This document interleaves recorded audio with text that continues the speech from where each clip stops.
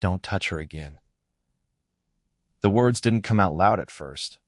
They sat in Ruth Okonquo's chest like something heavy, something she had been holding in for weeks, maybe longer, until suddenly they weren't sitting anymore. They were moving, fast, unstoppable, crossing a line she knew she could never step back over.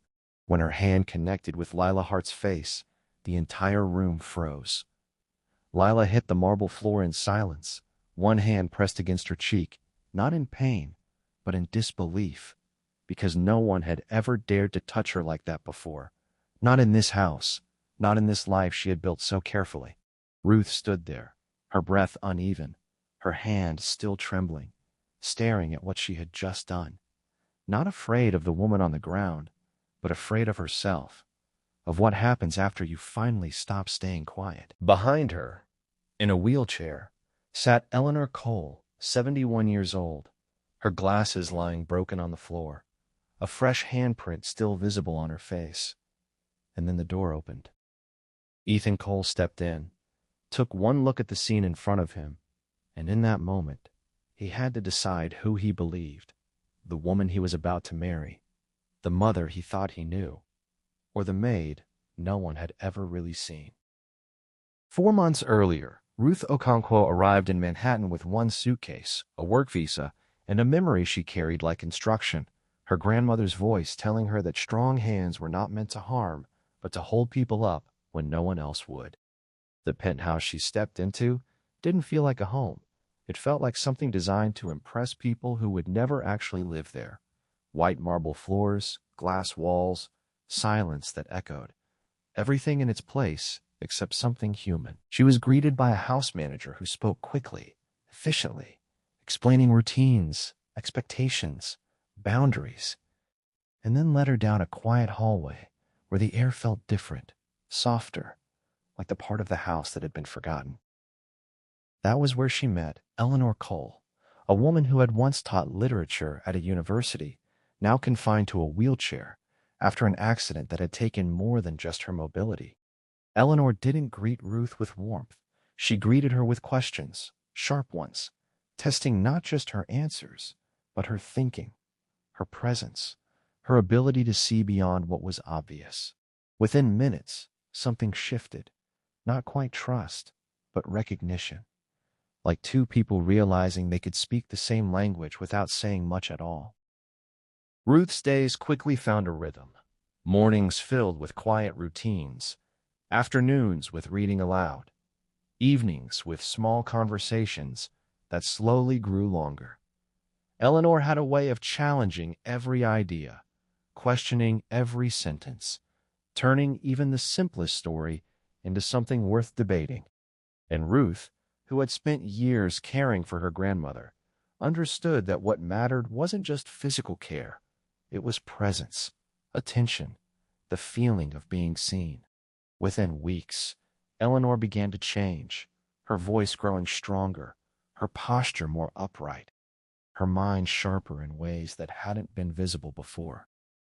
But not everyone in that house welcomed that change. Lila Hart entered every day with the kind of energy that seemed perfect from the outside. Always composed, always smiling, always performing kindness in a way that felt practiced, rather than natural. She brought flowers, took photos, spoke softly in front of others. But when she thought no one was paying attention, something about her shifted. Something colder, more controlled, more deliberate. Ruth noticed it in small ways at first. A tone that lingered too long, a look that didn't match the words being spoken, moments where Eleanor's confidence seemed to shrink instead of grow. One afternoon, passing by the room, Ruth heard Lila's voice drop just enough to carry a different meaning. Words about care facilities, about what would happen after the wedding, about decisions being made for Eleanor rather than with her. When Ruth entered, the tone changed instantly, replaced with warmth that felt too precise to be real. From that moment on, Ruth began to watch more carefully, not searching for something wrong, but unable to ignore what she had already heard. And what she began to notice wasn't loud or obvious. It was quiet, calculated, built on moments that could easily be dismissed if you weren't paying attention. There were days when Eleanor's glasses would go missing, leaving her unable to read, unable to engage, sitting in silence longer than usual. There were times her wheelchair would be positioned facing away from the window, cutting her off from the only view she had left of the outside world. When Ruth asked, Eleanor would brush it off, calling it forgetfulness, calling it nothing, but the pattern didn't feel like nothing. One afternoon, Ruth found a bruise on Eleanor's arm, faint but distinct, shaped in a way that didn't match an accident. Eleanor dismissed it again, but her voice carried hesitation, not conviction. And each time something like this happened, it was always after Lila had visited. Ruth tried to ignore it at first, telling herself she might be misunderstanding, that stepping in could make things worse, that it wasn't her place. But the more she saw, the harder it became to stay silent. One evening, she gathered the courage to speak to Ethan, explaining what she had noticed, carefully, respectfully, hoping he would listen. He did listen, but not in the way she hoped. His response was measured, polite, but distant, shaped by trust in the person he believed he knew best. When Lila was asked about it, her reaction was immediate, emotional, convincing, tears that came quickly, words that sounded sincere, turning the situation into a misunderstanding, even suggesting Ruth might be overwhelmed or misinterpreting normal care. Eleanor, when asked, denied everything, her voice quiet, her eyes avoiding Ruth's, as if the truth was something she couldn't afford to say out loud. After that, the atmosphere in the house changed. Lila's kindness became sharper, more controlled, less about connection and more about maintaining appearances. Eleanor grew quieter again, her earlier strength fading in small but noticeable ways. And Ruth found herself standing in a difficult place, knowing what she had seen, knowing what she believed, but having no proof that anyone else would accept. She considered leaving more than once, telling herself it wasn't worth the risk, that she had done what she could. But every time she looked at Eleanor sitting by that window, something held her back. The day everything broke started like any other, quiet, structured, predictable, until it wasn't. Ruth was in the hallway when she heard a sharp sound from inside Eleanor's room, something sudden, followed by silence that felt wrong. She didn't hesitate this time. When she opened the door, what she saw wasn't confusing, it wasn't subtle, it was clear. Lila standing close, her hands still raised. Eleanor turned slightly in her chair, her cheek already reddening, her glasses on the floor. For a moment, no one spoke. And in that moment, everything Ruth had seen over the past 4 months aligned into something undeniable. She didn't think about consequences, about her job, her visa, her future.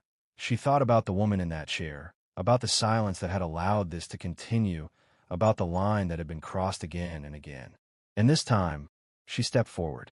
Her voice came out steady, stronger than she felt, telling Lila to stop, telling her not to touch her again. Lila reacted instantly, dismissing her, telling her to leave, to mind her place, to stay out of something she didn't understand. But Ruth didn't move. And when Lila stepped forward again, when the tension reached a point where something had to give, it did. The sound of the impact was sharp, final, impossible to take back. And just like that, everything changed.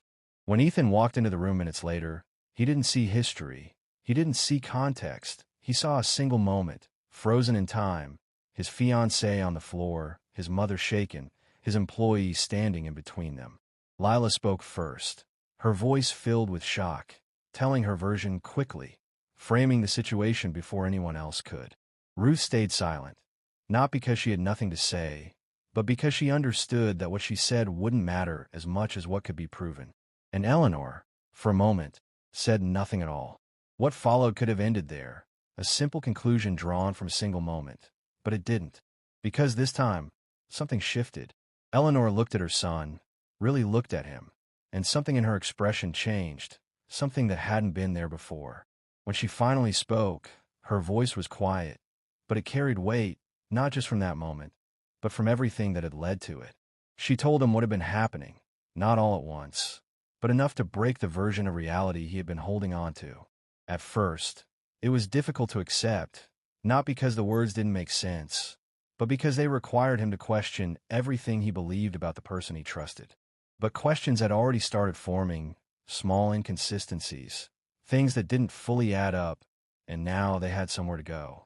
Ethan began to look deeper, reviewing things he hadn't paid attention to before, noticing patterns he had overlooked. And the more he looked, the harder it became to ignore what was in front of him. What he found didn't just change his understanding of that day, it changed his understanding of the months leading up to it. And by the time everything came into focus, the story was no longer about a maid who had crossed a line. It was about a line that had been crossed long before she ever stepped into that room. In the end, the outcome wasn't as simple as anyone expected.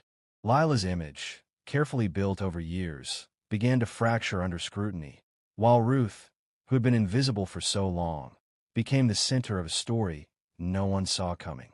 Eleanor, for the first time in years, spoke openly, reclaiming a voice that had nearly been taken from her.